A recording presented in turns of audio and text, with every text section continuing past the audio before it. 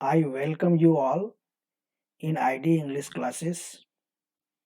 Today we shall be talking about a beautiful poem of Robert Frost, Dust of Snow.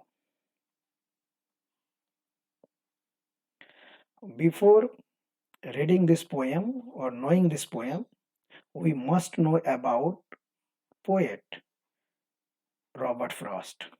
He was an American poet who was born in San Francisco, and he was born on 26th March 1874 and died in 29th January 1963। Robert Frost एक American poet है और इनका जन्म जो है San Francisco शहर में America का 26 मार्च 1874 ईस्वी में हुआ था और इनका मृत्यु जो है 29 जनवरी 1963 ईस्वी को हो गया था। He is a well-known poet of American literature. Here in this poem, the poem you can see it is very short poem. The poem is very short. The poem Dust of Snow is short yet you can say profound in meaning. Poem जो छोटा है लेकिन इसका meaning जो है बहुत deep है। यहाँ पे डस्ट ऑफ स्नो में जो है दोस्तों हम लोग देखेंगे कि क्या बताता है। It brings out the impact of small things have in changing one's attitude.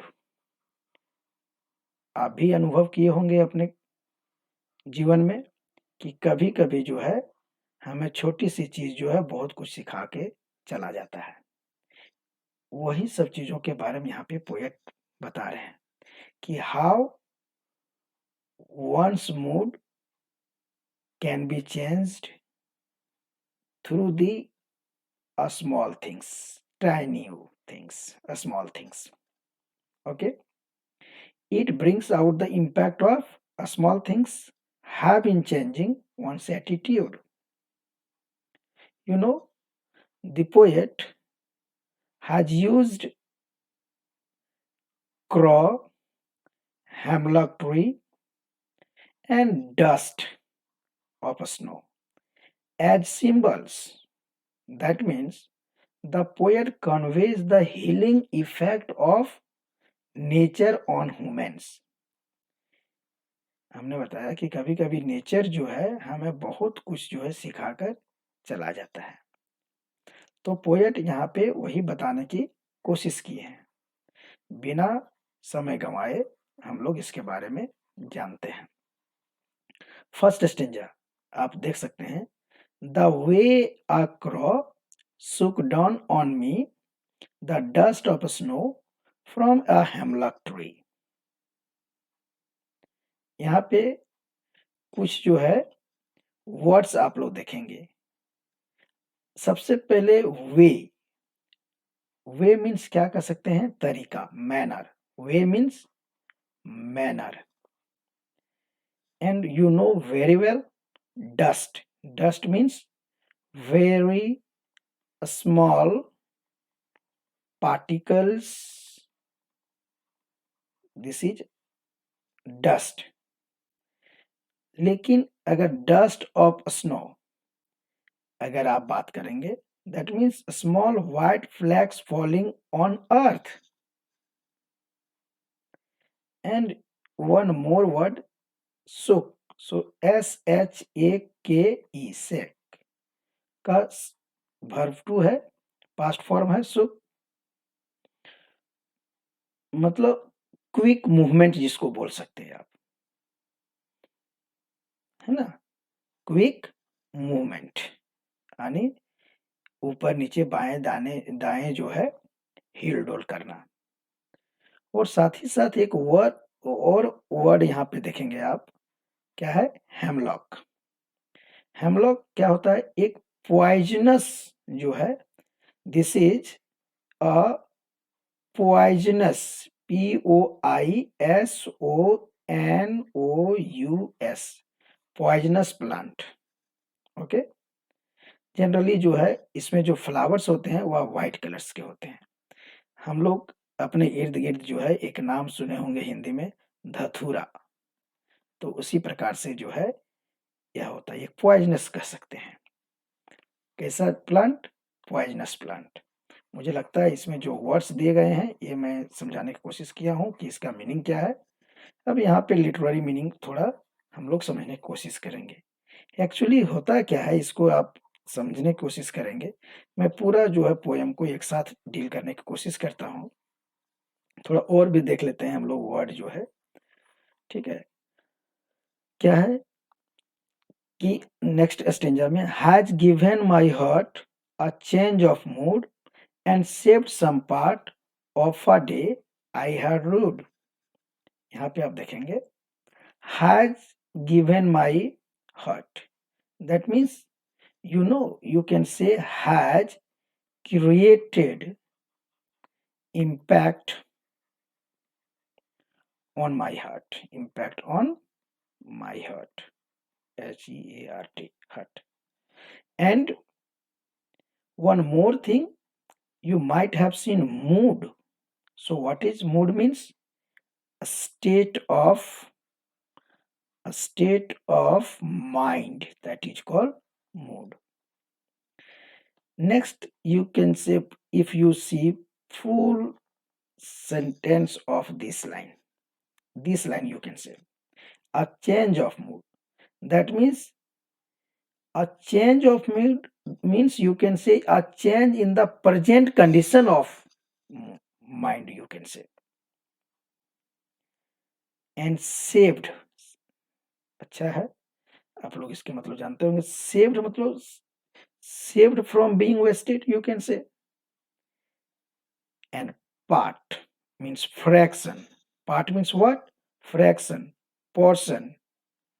One more word you have seen, you can see here, one more word, rude, means regretted deeply, पूरी तरह से जो है पश्चाताप करने की जो अवस्था होता है उसको बोल सकते हैं regretted, regretted।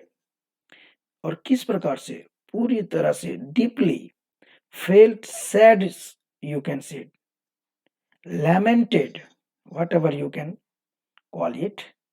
So these are some words which have been given in this poem. You are now aware of the words of the poem. Now just I wanna deal whole the poem before you. Actually, what happened in this poem? You can just imagine. The poet stood under a tree. The poet just stood under a tree. Okay, and a crow also came on the tree, and the crow just shook off the snow from the branches of the tree. And after shaking down the branches of the tree, what happened? The snow fell on the poet. And after falling down the flakes of the snow or particles of the snow, the poet lifted his face and his mind has been changed. Actually, he had been depressed. He was sad, you can say, at the beginning of the poem. But you have seen here, he had been depressed at first, at the beginning of the poem, and now, however, he felt that his day was saved. और ये जो है पूरे दिन उसका बच जाता है। कैसे? जैसे ही जो है स्नो का पार्टिकल्स उस पर गिरता है। अगर आप पोयम की बात करें, द पोयम जो है ये किस सीजन की बात किया गया है? तो ज़्यादातर हम लोग जब स्नो वगैरह है तो ये अंदाज़ा लगा सकते हैं कि विंटर डे होगा, यानी विंटरी डे कर सकते हैं आप, विंटरी डे यानी विंटर सीजन की बात किया गया है। और पोएट जो है वह उदास है, और पोएट उदास होकर क्या होता है कि पेड़ के नीचे खड़ा है, अचानक उस पेड़ पर एक क्रॉ आता है, और क्रॉ जो है आकर उस पेड़ पर बैठने के बाद क्या होता है, उसका उसमें जो ठंड के मौसम में जो स्नो था पेड़ पर, बर्फ जो था वह हिल जाता है, और ब्रांचेज हिलने के कारण वह जो पार्टिकल्स है, डस्ट डस्ट ऑफ स्नो यानी पार्टिकल्स जो स्नो का है वह किस पर गिर जाता है, पोएट के माथे पर। अब पोएट के माथा पर जब गिर जाता है, पोएट का तुरंत जो होता है उसका मूड जो है वह चेंज हो जाता है, मतलब फ्रॉम सैड टू हैप्पी। पहले वह उदास था, अब जो है खुश हो जाता है, मतलब he was depressed at first when he was there, but now the mood of the poet has been changed। और उसको लगता है कि कम से कम यह जो है क्रॉ के आने के बाद, और वह स्मॉल पार्टिकल्स जो है उस पर गिरने के बाद, स्नो पार्टिकल्स मतलब किसका, स्नो का, उस पर गिरने के बाद जो बचा हुआ रेस्ट पार्ट, यानी दिन का जो है वह रेस्ट पार्ट जो था वह जो है उसका सेव हो जाता है। किससे? अगर वह पोएट के सामने वह क्रॉ नहीं आता और जो पार्टिकल्स उस जो डस्ट का है उस पर नहीं गिरता, तो उसका दिन जो है और पूरा दिन जो है, होल डे जो है उसका सैडनेस में बीत जाता। क्या होता? सैडनेस में बीत जाता। लेकिन क्रॉ के आने के बाद, वह पार्टिकल्स उस पर गिरने के बाद, पोएट जो है, पोएट का मूड जो है वह चेंज हो जाता है। जो वह रिग्रेट कर रहा था उससे वह बाहर निकल जाता है, और वह सोचते हैं कि कम से कम जो बचा हुआ पार्ट है दिन का वह सेव हो गया उसका, पोएट का, and he is happy. That means, you know, it can be said that means nature has the healing power. Nature हमें बहुत कुछ जो है सिखा कर जाता है। ये चीज जो है इसमें बताने की कोशिश किया है। मुझे लगता है कि आप इसको अच्छे से समझ गए होंगे। थोड़ा जो एग्जामिनेशंस में जो पूछता है क्वेश्चंस, वो हम लोग जानने की भी कोशिश करेंगे। पूछता है कि राइम स्कीम क्या है, what is the rhyme scheme of the poem. तो ये राइम्स विथ, यानी first lines you can see the last word crow, it rhymes with snow, so you can imagine and a, and me rhymes with tree, and here you can write like this, AB, the rhyme scheme of the poem. That means hot and pot, mood and road. Again A B A B। तो question आता है examination में कि इस stanza में जो दिया गया है इसमें राइम स्कीम क्या प्रयोग किया गया है। तो इसका राइम स्कीम जो है ए बी आप लिख सकते हैं। दूसरी बात जो है, कुछ और आपके सामने जो है क्वेश्चंस जो होते हैं, वह बोलता है कि ये जो है कि राइम स्कीम के बाद आपका पूछता है पोएटिक डिवाइसेस। तो पोएटिक डिवाइसेस भी प्रयोग किया गया है, जिसे सिंबोलिज्म के रूप में भी प्रयोग किया गया। सिंबोलिज्म क्या क्या हो सकता है? कैन यू से? क्रॉ, hemlock tree, snow, these are used as symbolism here. And also, apart from this, you can see here, alliteration is also there. alliteration is also there in this poem. You can see what is there. Has given my heart. That means repetition of H letter. Repetition of H letter. H letter का जो है बार बार repetition हुआ है. यानी alliteration होता क्या है? Alliteration, you can say alliteration is the repetition of same consonant sound in the nearby words. Okay, so has given my heart. Has given my heart, that means H you can see, and saved some part, again S has been repeated. So here you can see also symbolism, alliteration. These are the some poetic devices.